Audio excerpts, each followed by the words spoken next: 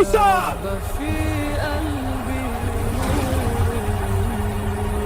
একজন বিশ্বস্ত লোক দৌড়ে এসে বলল, হে মূসা, তারা তোমার বিরুদ্ধে ফাঁদ পেতেছে, দ্রুত পালাও। মূসা আলাইহিস সালাম নীরবে প্রাসাদের দিকে শেষবার তাকালেন, যেখানে কেটেছে তার শৈশব ও যৌবন। রাতের অন্ধকারে তিনি শহর ছেড়ে বেরিয়ে গেলেন, হৃদয়ে ভয় আর তাতে মিশে আছে অদ্ভুত এক শান্তি।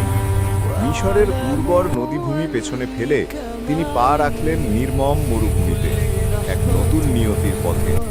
প্রতিটি পদে ছিল অনিশ্চয়তা, তবুও আল্লাহর উপর পূর্ণ ভরসা তাকে এগিয়ে নিচ্ছিল। তিনি হাত তুলে বললেন, হে আমার রব, আমাকে এই জালিমদের হাত থেকে রক্ষা করো।